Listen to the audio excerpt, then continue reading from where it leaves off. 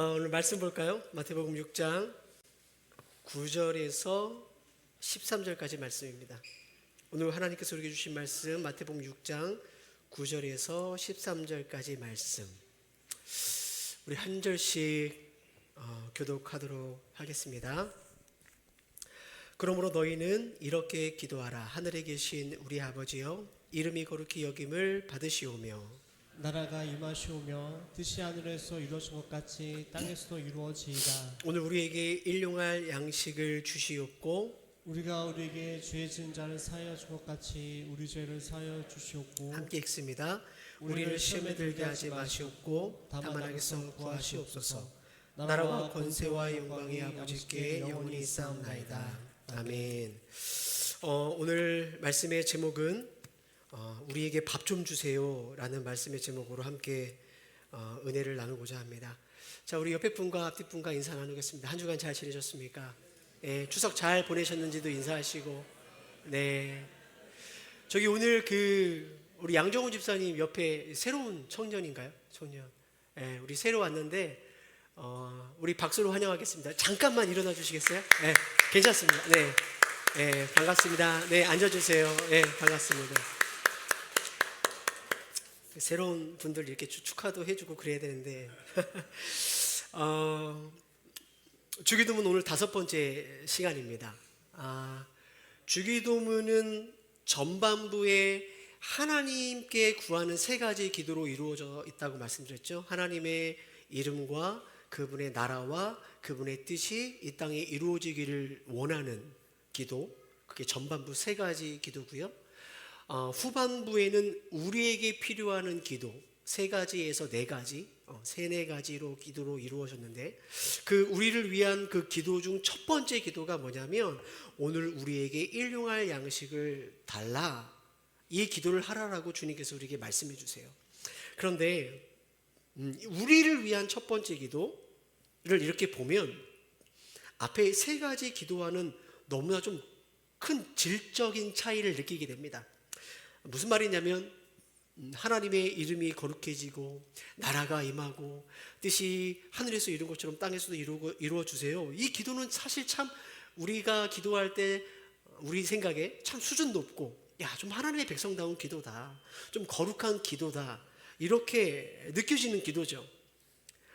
그렇다면 이어지는 기도도 우리가 이런 하나님의 나라와 뜻을 위해 살 수 있도록 성령의 충만함을 부어주십시오, 지혜를 주십시오, 좀 이런 좀 비슷한 수준의 기도가 돼야 되지 않을까요? 그런 생각을 하게 되는데, 그런데 일용할 양식을 달라는 거예요. 밥 달라고 기도하라는 거예요. 그러니까 이 기도는 앞의 기도에 비해서 수준이 떨어져도 너무 떨어지는 기도처럼 느껴진다는 거죠. 더군다나 오늘 이 기도가 왜 우리한테 와닿지 않냐, 거리감이 있냐면, 지금 여기 계신 누구 중에서 밥 없어서 굶는 사람 있습니까? 그죠? 오늘 먹을 양식이 없어서 밥 주세요 이렇게 기도할 만한 그렇게 어려운 분들이 없다라는 거예요. 사실 오늘 우리는 어떤 시대를 살아가요? 어떻게 하면 좀 덜 먹을까? 덜 먹을까를 고민하고, 먹더라도 얼마나 좀 좋은 걸 먹을까, 이러한 고민하는 시대를 살아가고 있지 않습니까? 그렇게 본다면 앞에 3가지 하나님의 이름과 나라와 뜻을 구하는 기도는 너무 수준이 높아서 우리가 잘 못하는 기도인 반면에, 오늘 이 밥 달라는 기도는 너무 수준이 낮은 거예요. 내가 이런 기도를 해야 되나? 나는 먹을 양식이 있는데 이거 기도를 해야 되나? 기도의 필요성을 잘 느끼지 못하는 기도인 것 같아요. 그렇다면 예수님은 왜 일용할 양식을 구하는 이 기도가 얼마나 우리에게 중요하길래 우리를 위한 그 기도의 가장 첫 번째 기도로 밥 주세요, 너 하나님께 밥 주세요라고 기도하라고 하셨을까?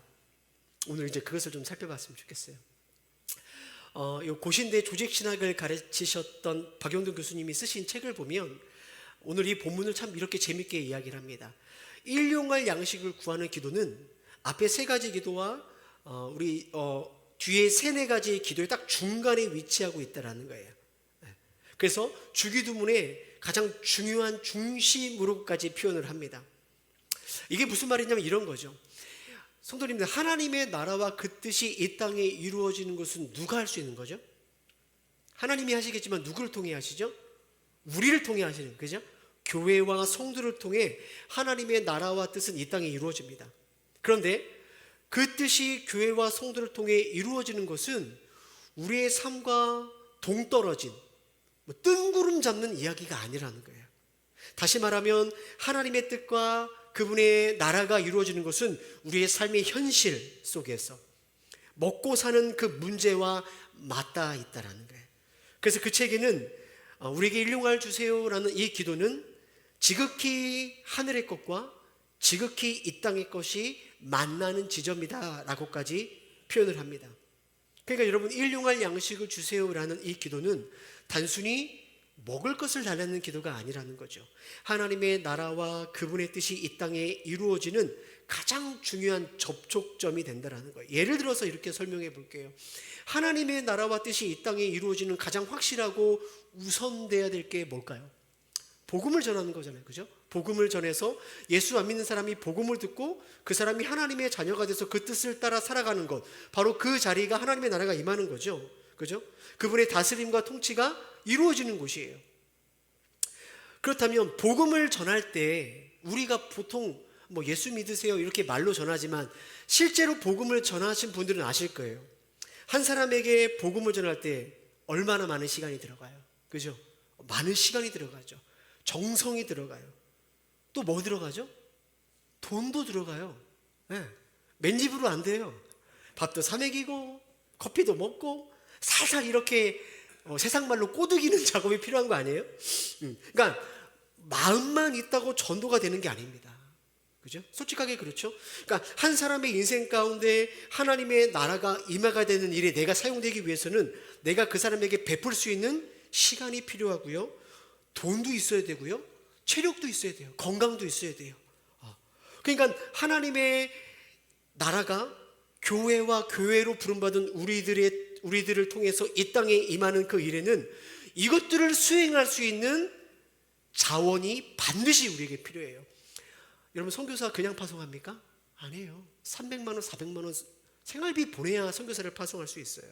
그러니까 마음이 있어도 섬기고 싶어도 이런 종류의 자원이 뒷받침되지 않으면 할 수 없습니다. 그러니까 이렇게 하나님의 나라가 임하기 위해서 사용되어지는 우리의 모든 자원을 바로 일용할 양식이라고 하는 거예요. 그래서 여러분, 종교개혁자 마틴 루터는 이렇게까지 표현했어요. 일용할 양식은 음식뿐만 아니라 건강한 몸, 우리가 살 집, 가정, 아내, 자녀들, 좋은 나라, 평화, 하다못해 좋은 날씨까지도 우리가 살아가면서 필요한 일용할 양식이다 라고까지 이야기를 합니다. 그러니까 다시 한번 기억하십시오. 일용할 양식은 밥을 달라는 구하는 기도가 아니에요. 하나님의 나라에 필요한 모든 자원을 구하는 기도예요. 여러분, 그렇게 본다면 우리가 하나님의 이름과 나라와 뜻을 이 땅 가운데 실현하기 위해서 하나님 밥 주세요라는 기도는 반드시 우리가 해야 되는 기도라는 것이죠. 왜냐하면 하나님의 나라는 바로 저와 성도님들이 살아가는 그 삶의 현장 가운데 확장되는 나라이기 때문에 그래요. 간혹 가다가 예수 믿는 것을 좀 못마땅해 하시는 분들이 이런 질문을 하실 때가 있어요. 예수 믿는다고 밥이 나오나 떡이 나오냐? 그런 비슷한 종류의 질문 들어본 적 있죠? 밥이 나오냐 떡이 나오냐? 무슨 말이죠? 예수가 너희들 먹고 사는 거 책임져 주냐라는 그런 질문 아니겠어요? 그죠? 예수가 너희들 먹고 사는 거 책임지지 못한다라는 말이죠. 여러분, 그러한 질문에 여러분 어떠한 답을 하시겠어요? 그와 비슷한 질문에 그렇죠. 예수님이 밥을 주진 않죠. 그러나 이 땅이 전부가 아니잖아요. 예수님 믿으면 천국 갑니다. 혹시 이러한 답을 해본 적 있으십니까? 이러한 답에 대해서 어떻게 생각하시죠? 이러한 답도 참 귀하고 믿음의 답이에요. 용기 있는 답입니다. 그러나 성경이 말한 바른 답은 아니죠. 예수가 밥 먹여주냐라는 질문 앞에 우리의 답은 어떻게 돼야 되죠? 당연하죠. 예수가 우리의 밥을 먹여주죠. 예수님이 내 먹고 사는 것 책임져 주시죠. 이게 성경이 우리에게 가르쳐 주신 옳은 답이라는 것입니다. 사실 예수 믿는 우리 안에서도, 신앙인 안에서도 많은 사람들이 오해하고 착각하는 게 있어요. 이게 뭐냐? 하나님이 우리에게 영생을 주시고 하나님의 나라를 주시는 건 맞지만 실제로 우리가 이 땅에 먹고 사는 문제는 큰 관심을 갖지 않는다라고 생각하는 사람들이 있어요. 그래서 이런 분들이 계시죠. 나는 직장을 위해서는 기도를 안 합니다. 건강하게 해달라고 기도 안 합니다. 내 자녀 좋은 대학 가게 해달라고, 공부 잘하게 해달라고 저는 기도 안 합니다. 이유가 뭔지 아세요? 이것은 내가 책임지는 거지. 하나님은 그거 신경 안 쓰신다라는 거예요. 그런가요? 가족의 생계는 나에게 달려있는 거예요. 일용할 양식은 내가 해결해야 되는 나의 일이라고 생각하는 거예요. 내가 얼마나 열심히 하느냐에 따라 가정의 생계가 나에게 달려있다. 그렇게 살아가다 보면 어떤 일이 생기는가? 평상시에는 우리가 신앙생활을 그럭저럭 하는 것 같아요. 그런데 하나님의 나라를 위해 사는 일과 일용할 양식을 구하는 일이 맞붙으면 늘 뭐가 이겨요? 일용할 양식을 구하는 그 일이 늘 나에게 먼저가 돼요. 왜? 그 양식은 내가 책임져야 되니까. 하나님의 나라가 이루어지는 그 일은 내 인생 가운데 늘 뒤처지는 거예요. 영적으로는 하나님의 나라를 구하지만 밥 문제는 내가 해결해야 되는 거예요. 그러니까 하나님의 나라와 거리가 먼 삶을 살더라는 거죠. 신앙생활은 신앙생활이고 사회생활은 사회생활이다. 성도님들, 신앙은 그런데 그게 아니에요. 우리 하나님은 야, 내가 너희들을 구원하지만 먹고 사는 거, 일용할 양식은 너희들이 구해, 이렇게 말씀하지 않으세요. 앞서 말씀드렸지만 하나님의 나라는 우리가 살아가는 이 땅의 현실과 동떨어진 영적인 세계가 아니라는 거예요. 하나님의 나라는 우리의 삶 가운데 깊이 들어와 있어요. 어디까지요? 우리가 먹고 사는 그 자리에까지 깊이 들어와 있는 나라라는 거예요. 사랑하는 성도님들, 하나님이요, 저와 여러분들이 얼마나 먹고 사는 일에 진심인 자인지를 아실까요? 모르실까요? 이거 계속 하우링이 나는데 아시는 분이죠. 그렇죠? 하나님이 우리를 만드셨기 때문에 우리가 얼마나 먹고 사는 일에 의존적인 존재인지를 하나님이 너무나 잘 아세요. 그래서 여러분, 먹는 것이 부족하면 우리의 마음에 뭐가 찾아오죠? 불안함이 찾아오죠. 당연한 거예요. 당연한 거예요. 여러분, 돈 부족하면 걱정과 염려가 찾아오는 건 인간이 갖고 있는 보편적인 모습이, 왜? 우리는 땅을 딛고 살고 있기 때문에 그래요. 공산주의 유물론을 주창한 칼 마르크스가 그런 이야기를 했어요. 인간 안에 있는 가장 원초적인 욕망은 뭐냐? 배고픔을 면회해 보려는 욕구라는 거예요. 그래서 인간을 주관하는 것은 정신적인 것, 영적인 것, 도덕적인 것이 아니라 물질, 즉 돈으로 보았죠. 그래서 공산주의자는 종교를 다 쓸모없는 거라고 여기는 거 아니겠습니까? 여러분, 이 칼 마르크스의 주장에 대해서 어떻게 생각하세요?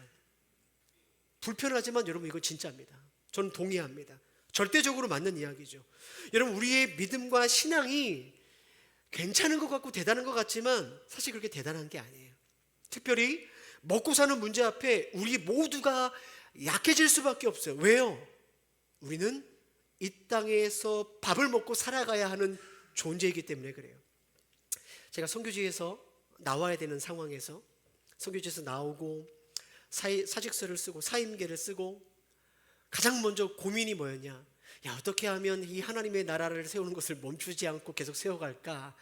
그거였으면 참 좋겠지만 가장 저에게 먼저 든 생각은 누워서 잠자는 제 아이들과 아내를 보면서 이제 어떻게 쟤네들을 먹여 살릴까? 이런 염려였어요. 먹고 사는 문제. 이게 정말로 두려움으로 다가오더라고요. 여러분, 예수 믿는다고 여기서 자유로울까요? 우리는 이 땅에서 한 발을 띄고 살아가는 존재입니까? 아니에요. 땅을 밟고 밥을 먹어 살아가는 존재이기 때문에 우리도 자유로울 수 없어요. 그래서 여러분 보세요. 하나님께서 우리에게 하나님의 나라와 뜻을 확장시키도록 우리에게 그 미션을 주셨지만 사실 하나님의 나라를 구하는 가장 큰 걸림돌이 뭐냐? 바로 일용할 양식입니다. 물질에 대한 두려움과 염려가 우리의 가장 큰 걸림돌이 돼요. 그래서 예수님은 땅에 기대어 살 수밖에 없는 우리의 연약함과 한계를 아시기 때문에 뭐라고 말씀하시죠? 마태복음 6장 25절 26절, 오늘 우리에게 하시는 말씀으로 생각하며 함께 읽어보겠습니다. 시작. 그러므로 내가 너에게 이르노니 목숨을 위하여 무엇을 먹을까 무엇을 마실까 몸을 위하여 무엇을 입을까 염려하지 말라. 공중의 새를 보라. 심지도 않고 거두지도 않고 창고에 모아들이지도 아니하되 너희 하늘 아버지께서 기르시나니 너희는 이것들보다 귀하지 아니하냐. 제자들에게 하시는 말씀이잖아요. 예수님의 기적을 본 사람들. 그럼에도 불구하고 먹고 사는 일에서 너네가 염려가 되는구나라는 걸 주님이 아시는 거예요.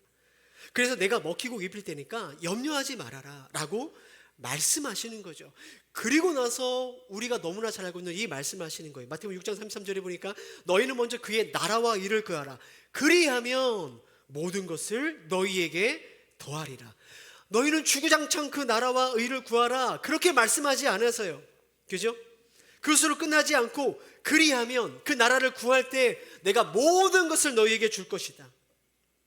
너희에게 필요한, 살아가면서 필요한 모든 것을 내가 채울 것이다. 왜 이런 말씀을 하셨겠어요? 모든 것이 없이는 여러분 우리 인간이라는 존재는 하나님의 나라를 구할 수 없어요.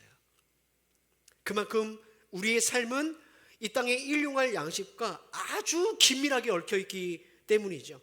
따라서 일용할 양식을 주세요, 밥 주세요라는 기도는 어떤 기도예요? 결국 우리의 삶에 필요한 모든 것들은 하나님의 은혜 안에, 그분의 관계 안에 그분이 우리에게 공급해 주시고 그분이 우리를 채워가시는 인생이라는 것을 우리가 믿는 믿음의 기도가 된다는 거죠. 또한 우리에게 주어진 오늘 일용할 양식은 바로 하나님의 나라를 위하여 주님께서 우리에게 주시는 이 땅의 자원인 것을 다시 한번 깨닫고 고백하는 기도가 되는 거예요. 사랑하는 성도님들, 우리 하나님은 교회 안에 이렇게 머무셔서 우리를 천국 가게는 해줄 수 있지만 이 땅의 삶에 무관심한 분이 아닙니다. 여러분이 교회를 나서는 그 삶의 현장 가운데 여러분이 머무는 모든 삶의 그 공간에서 우리의 모든 필요를 공급하시고 채워주시는 하나님이신 것을 여러분 믿으시기 바랍니다. 오늘 예수님께서 우리에게 가르쳐주신 오늘 우리에게 일용할 양식을 주시옵고 이 기도 안에는 성경 안에 아주 커다란 사건을 배경으로 하고 있는 그러한 말씀이에요. 그게 바로 우리가 잘 알고 있는 출애굽 광야의 만나 사건입니다. 여러분, 광야를 이동해야 됐던 이스라엘 백성들은 씨앗을 뿌리고 재배하고 추수를 할 수 없죠. 다시 말하면 자기들이 자기 힘으로 먹을 양식을 구할 수 없는 상황이었어요. 하나님께서 그래서 그들에게 뭘 주시죠?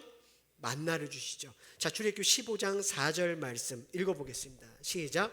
그때 여호와께서 모세에게 이르시되 보라, 내가 너희를 위하여 하늘에서 양식을 비같이 내리니 백성이 나가서 일용할 것을 날마다 거둘 것이라. 일용할 것을 날마다 거둘 것이니라. 이 일용할이라는 단어가 오늘 예수님께서 일용할 양식을 구하라 라는 단어와 똑같은 단어예요. 그러니까 하나님, 예수님께서 그것을 의도하고 그 말씀을 하신 거죠. 그런데 40년 동안 하나님께서 이스라엘에게 줬던 그 만나는 단순히 먹는 음식이 아니었다라는 특별한 특징을 갖고 있어요.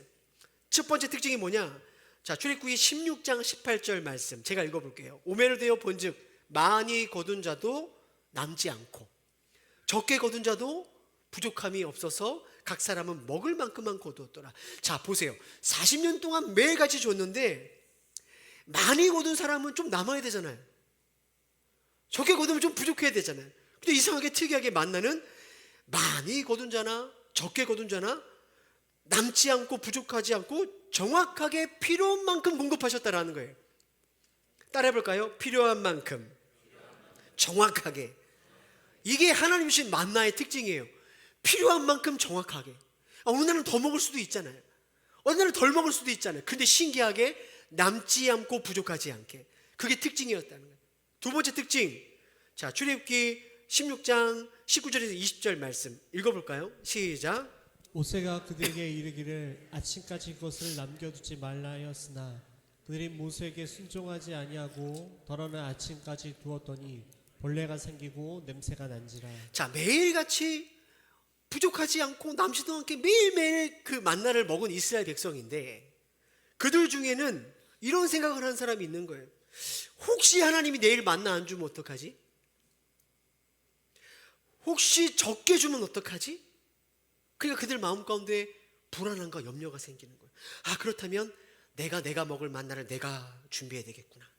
내가 필요한 만나를 내가 쟁여놔야 되겠구나. 이런 생각 때문에 더 많은 만나를 거두었을 때 그 많이 거둔 만나는 반드시 썩었다라는 거예요. 여지없이 썩었어요. 그게 만나의 두 번째 특징이에요. 세 번째 특징. 자, 23절에서 24절까지 읽어볼까요? 시작. 모세가 그들에게 이르되 여호와께서 이같이 말씀하셨느니라. 내일은 휴일이니 여호와께 거룩한 안식일이라. 너희가 구울 것은 굽고 삶은 것은 삶고 그 나머지는 다 너희를 위하여 아침까지 간수하라. 그들이 모세의 명령대로 아침까지 간수하였으나 냄새도 나지 아니하고 벌레도 생기지 아니한지라. 이 만나는 하루만 지나면 반드시 썩고 반드시 벌레가 생기고 냄새가 나는데 희한하게, 그죠? 안식을 위하여 그 전날에 많이 거둔 것은 썩지 않아요. 벌레가 안 생겨요. 평일날 내리는 만나랑 안식일 전날 내리는 만나가 다른 만나일까요? 하나님이 썩을까봐 방부제 좀 쳐서 내려주신 걸까요? 아니죠. 똑같은 만나예요. 뭘 지금 이야기할까요? 똑같은 만나인데 하나님의 뜻을 따라 그 만나를 어떤 의도로 내가 거두었는가, 그 만나를 내가 어떤 의도로 남겨두었는가에 따라 똑같은 만나가 썩기도 하지만 그 만나는 나와 내 가족들을 먹이는 생명의 양식이 된다는 거예요. 그게 만나의 특징이에요. 예수님은 이러한 만나 사건을 염두에 두고 이렇게 말씀해요. 오늘 우리에게 일용할 양식을 주시옵고 이 기도를 하라고 말씀하시는 거예요. 여러분, 이 기도에는 그래서 우리에게 세 가지 가르침을 줍니다. 첫 번째, 날마다 하나님을 의지하며 살라라는 거예요. 성도님들 한번 생각해 보세요. 성도님들한테 매일매일 오늘 우리에게 일용할 양식을 주세요라는 이 기도가 성도님들의 마음에 드는 기도입니까? 오늘만 필요한 양식을 주세요. 여러분, 이 기도가 마음에 드세요? 저는 마음에 들지 않아요. 오늘 필요한 건강을 주시고 오늘 필요한 돈을 주시고 오늘 필요한 힘을 주세요. 그럼 오늘만 사는 내일은 어떻게 해요? 그러니까 오늘 필요한 양식을 주세요라는 기도는요, 우리한테 정말 불편한 기도예요. 힘든 기도예요. 이런 기도 하고 싶지 않아요. 왜요? 우리는 오늘만 필요한 양식이 아니라 내일 것도 필요하기 때문에 그래요. 내일 필요한 것도 가지고 있어야 마음이 편하죠. 일주일이면 어때요? 한 달이면 더 좋지 않아요? 1년이면요, 10년이면요, 더 안정감이 있겠죠. 그래서 우리의 기도는 하나님, 오늘 일용할 양식이 아니라 이왕이면 한 달치 주세요. 1년치 주세요. 그죠? 이왕 주실 거면 미리 땡겨서 40인쳐 주세요. 이게 우리의 마음 아닙니까? 그죠? 이게 우리의 기도 아니에요? 근데 예수님은 뭐라고 말해요? 오늘 필요한 양식을 달라라는 거예요. 오늘 필요한 것을 하나님께 기도해라고 말씀하시는 거죠. 왜 그럴까요? 오늘 예수 믿는 우리들에게 정말 필요한 것은 만나가 아니라 만나를 주시는 하나님 아버지이기 때문에 그래요. 여러분, 오해하지 마세요. 만나가 필요 없다는 게 아니에요. 만나는 반드시 필요한 게 맞아요. 그러나 만나를 통해서 만나만 보지 말고 뭘 보라는 거예요? 만나를 매일매일 공급하시는 하나님을 바라봐야 돼. 바로 그런 의미죠. 우리에게 절대적으로 필요한 것은 그런 의미에서 만나가 아니라 하나님이십니다. 왜 40년 동안 매일매일 하루치만 주셨겠어요? 전능하신 하나님이시지만 그 얼마나 귀찮았겠어요? 매일매일 여러분도 챙겨줘야 돼요. 아침마다 40년치 한꺼번에 주면 얼마나 편해요. 근데 왜 매일매일 줬겠어요? 너의 공급자가 누구냐? 너희들의 오늘의 삶을 지키는 자가 누구냐? 너가 의지하고 붙들어야 될 게 만나냐? 아니면 이 만나를 공급하는 나 하나님이냐? 하나님 그것을 매일매일 그들에게 가르쳐주고 싶으셨던 거죠. 근데 이스라엘 백성들이 그 하나님을 믿지 못하고 어떻게 해요? 만나를 감추는 거예요. 그들의 마음 가운데 뭐가 있는 거죠? 내가 내 양식을 챙겨야지, 내가 내 힘으로 만나를 구해야지. 만나를 내가 어떻게 할 수 있어? 하나님이 마음 바뀌시면 어떡할 거야? 하나님이 나 죄 졌다고 만나 안 주시면 어떡할 거야? 이렇게 자기 자신을 의지하고 자기가 쌓아놓은 만나를 의지하게 뒀을 때 그 만나는 반드시 썩고 냄새가 난다는 거예요. 누가복음 12장에 보면 이 일들을 잘 보여주는 어리석은 부자에 관한 말씀이 나와요. 자, 19절 21절 말씀 함께 읽어볼까요? 시작. 또 내가 내 영혼에게 이르되 영혼아, 여러 해 쓸 물건을 많이 쌓아 두었으니 평안히 쉬고 먹고 마시고 즐거워하자 하리라 하되 하나님은 이르시되 어리석은 자여 오늘 밤에 내 영혼을 도로 찾으리니 그러면 내 준비한 것이 누구의 것이 되겠느냐 하셨으니. 다음 거, 자기를 위하여 재물을 쌓아두고 하나님께 대하여 부유함 못한 자가 이와 같으니. 자, 오늘 말씀을 적용해 보면 위에 거 올려주세요. 이 부자는요 엄청난 만나를 거둔 거예요. 그죠? 엄청난 광야 40년치 만나를 다 거둔 것 같아요. 그런데 그렇게 많이 모았던 그 만나가 하루아침에 어떻게 돼요? 썩어져 없어지는 것처럼 그의 인생에 아무런 도움이 되지 못하는 거죠. 성도님들, 이 본문을 갖고 오해하시면 안 됩니다. 재물을 쌓아놨기 때문에 그게 잘못이란 게 아니에요. 그죠? 이 부자가 어디에서 평안을 찾고 어디서 즐거워하죠? 내가 쌓아놓은 돈 때문에. 그죠? 여러 해 쓸 물건을 많이 쌓아두었기 때문에 자기가 쌓아둔 재물에서 평안과 즐거움을 찾는 거죠. 그의 모든 마음은 만나에게 있었어요. 만나를 공급하시는 하나님은 그의 마음 가운데 없었다라는 거예요. 하나님이 아니라 만나를 의지하는 인생, 결국 썩어 없어지는 것이다. 성경 우리에게 말씀하고 있죠. 우리가 잘 알고 있는 미국의 석유왕 록펠러를 아실 거예요. 철광왕이죠, 록펠러. 그가 돈으로 하루에, 오늘날 그 당시의 돈으로 100만 달러를 벌었대요. 뭐 가늠이 되지 않아요? 근데 그가 한때 알로피시아라는 병에 걸려서 음식을 제대로 못 먹게 될 때가 있었다고 합니다. 그래서 그가 간신히 먹었던 게 뭐냐? 하루에 우유 한 잔, 크래커 몇 조각. 그의 자서전에서 그가 이렇게 이야기를 해요. 나로 하여금 음식을 제대로 한 끼만 먹게 해준다면 내가 그 사람에게 내 재산의 절반을 주겠다. 성도님들, 우리의 힘으로, 우리의 건강으로 먹는 게 아니에요. 하나님이 주실 때만 먹을 수 있는 거예요. 우리에게 필요한 모든 것은 나로부터 온 게 아니에요. 하나님이 주실 때 우리가 받을 수 있는 거예요. 그런 의미에서 우리는 단 하루도 하나님 없이 살 수 없는 존재죠. 여러분, 구하기 전에 있어야 될 거 다 안다고 하는 하나님이 왜 귀찮게 매일매일 달라고 할까요? 칼빈이 이렇게 이야기해요. 모든 좋은 것이 하나님으로부터 온 것을 너희로 알게 하려 합니다. 우리가 매일매일 하나님을 의지하며 살 수 있도록 주님께서 우리에게 구하라고 말씀하신 것이다라고 우리에게 말씀하는 거예요. 사랑하는 성도님들, 매일매일 우리에게 새로운 날을 주시고 호흡할 수 있도록 주시고 살아가는 모든 일용할 양식을 공급해 주시는 하나님을 여러분 정말로 전적으로 신뢰할 수 있는 우리 저와 성도님들 되어지기를 주의 이름으로 축복합니다. 만나를 먹어야 살죠. 만나를 먹어야 사는 존재이지만 그 만나를 의지하는 것이 아니라 그 만나를 매일매일 공급하시는 하나님을 신뢰할 수 있는 여러분의 복된 삶이 되어지기를 축복합니다. 두 번째로, 오늘 우리에게 일용할 양식을 주세요. 밥 주세요. 이 기도를 통해서 주님께서 우리에게 뭘 가르쳐 주시는가? 바로 물질로부터, 돈으로부터 우리를 지키는 기도라는 거예요. 자, 이게 무슨 말인가? 하나님의 나라의 특징을 설명할 때 이런 말씀 드렸죠. 이미와 아직. 성도님들, 우리는 예수님의 죽으심과 부활하심으로 하나님의 나라를 이미 받은 자예요. 하나님의 나라를 이 땅에서 살다가 하나님의 나라를 가는 것입니다. 그럼에도 불구하고 하나님의 나라는 완전히 아직 임하지 않았다라고 말씀드렸죠.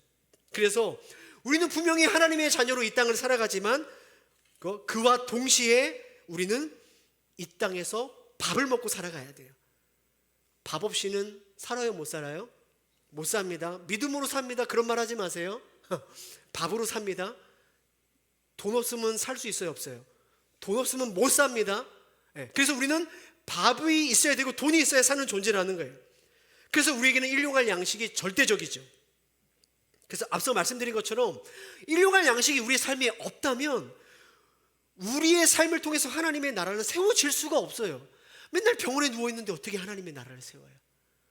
여러분, 우리가 내 먹고 사는 것도 힘든데 어떻게 하나님의 나라를 살 수 있겠어요?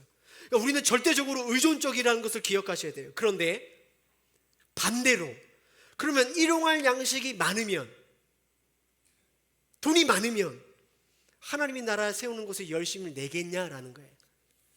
그럴까요? 참 신기해요. 없어도 못하는데 많아도 못해요. 그게 우리예요. 어리석은 부자가 그것을 잘 보여주는 거 아니에요? 만나를 모으고 쌓아가는 일에 우리가 정신을 팔리면 하나님 나라가 보이지 않는 게 인간이에요.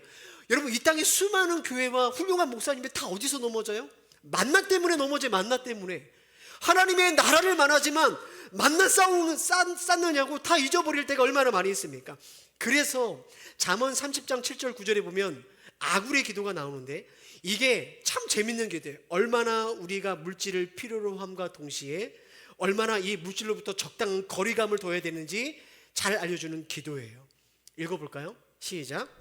주님께 두 가지 간청을 드리니 제가 죽기 전에 그것을 이루어 주십시오.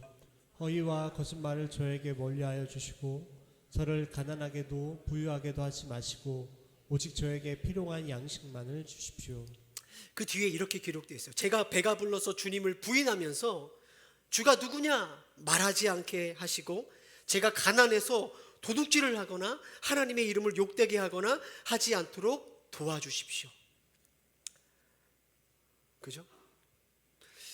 아굴은 필요한 양식을 달라는 거예요.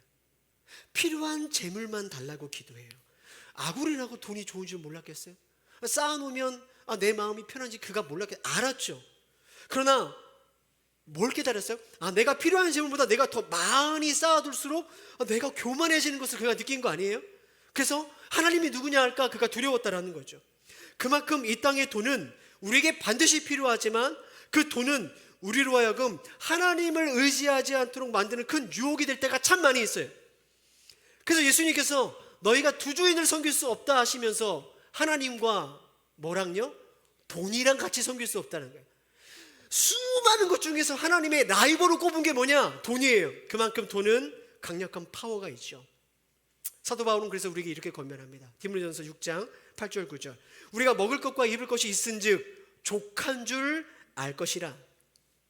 부하려 하는 자들은 시험과 올무와 여러 가지 어리석고 해로운 욕심에 떨어지나니 곧 사람으로 파멸과 멸망에 빠지게 하는 것이라.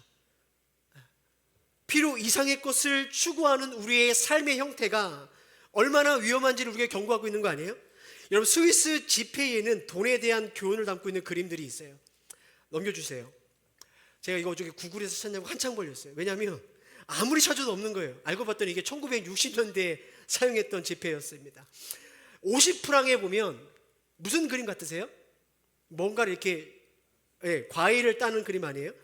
이 50프랑의 지폐의 이 그림의 의미가 뭐냐? 정당한 대가로 돈을 벌라는 거예요. 불로소득 말고 일해서 돈 벌어라. 그런 의미가 있는 그림이라고 합니다. 100프랑짜리 지폐 뒤에 그림에는 그죠? 좀 약간 그 기사, 귀족이 칼로 자신의 뭡니까? 외투인가요? 이것을 자르는 그림이에요.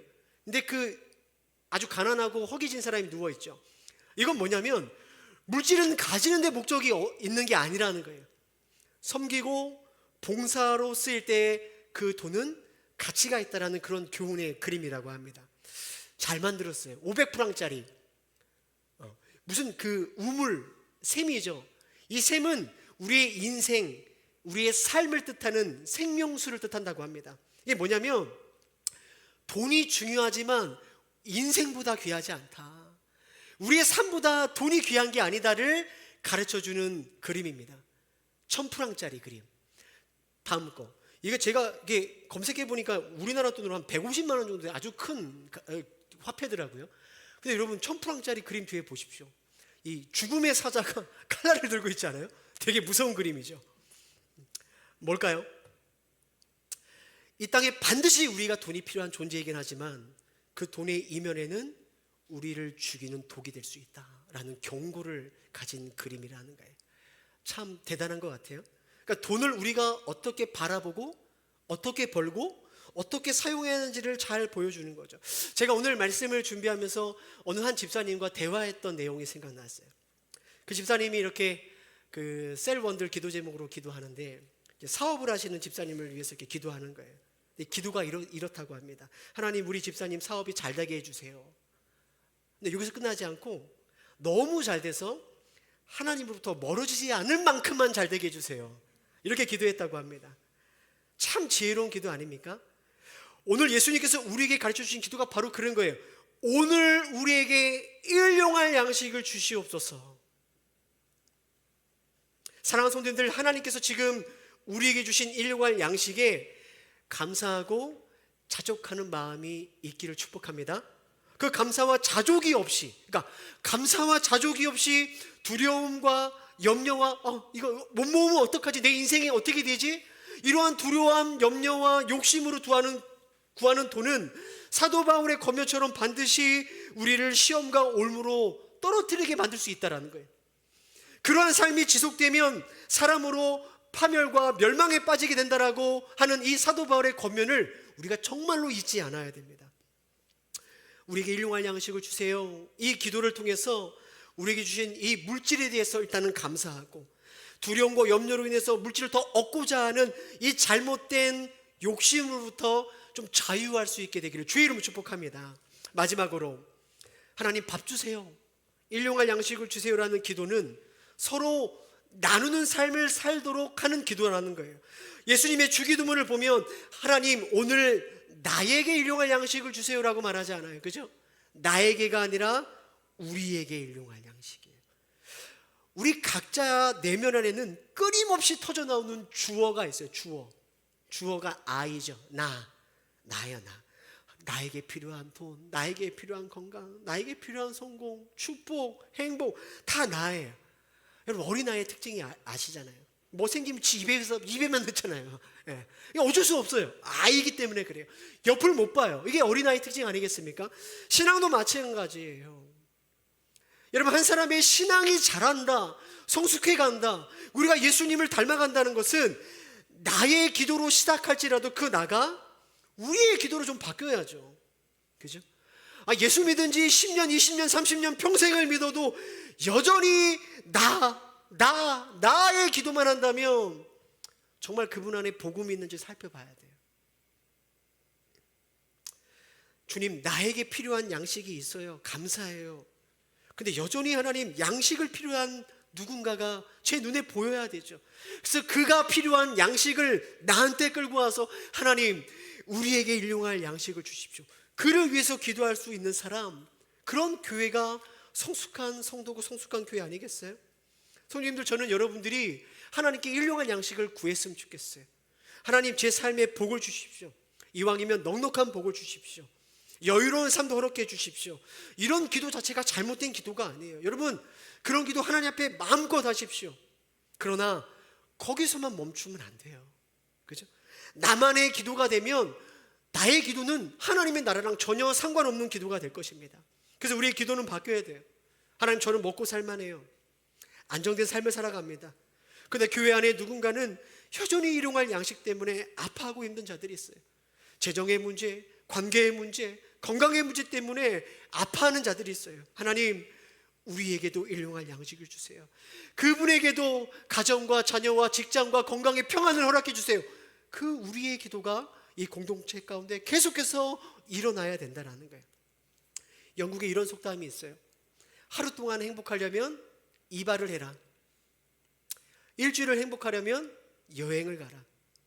한 달을 행복하려면 새 집을 사라. 이게 슬픈 이야기가 있어요. 1년 동안 행복하길 원하면 결혼을 하라. 결혼은 1년만 행복한. 근데 마지막이 이렇게 끝납니다. 평생 동안 행복하기를 원한다면 이웃을 섬기는 자가 되라. 사랑하는 성도님들, 하나님께서 우리에게 주신 만나는요, 필요한 만큼 정확하게 주시는 만나예요. 근데 그 만나가 내가 좀 남들보다 많다면, 다시 말해 하나님께서 더 많은 것을 거두게 하셨다면 그것은 내 입으로 들어가는 만나가 아니에요. 우리를 위해 주신 것을 반드시 기억해야 돼요. 여러분 5달란트를 받았습니까? 그 5달란트는 하나님의 나라를 위하여 쓰라고 주신 거예요. 그것이 바로 일용할 양식을 통하여 우리가 받는 이 땅에 내가 만나는 그 사람들과 그 관계 속에 하나님의 나라가 세워지는 일이 되는 거예요. 오늘 우리들에게 영원한 생명을 주신 예수님의 사랑과 우리를 통하여 하나님의 나라를 세워가시는 이 놀라운 일을 위해서 오늘도 쉬지 않고 일용할 양식을 공급하시는 하나님의 은혜를 기억하며 주신 그 일용할 양식에 감사하고 그것을 하나님 나라를 위하여 사용할 수 있는 우리 저와 동행교회 모든 성도님들 되어지기를 주님의 이름으로 축복합니다.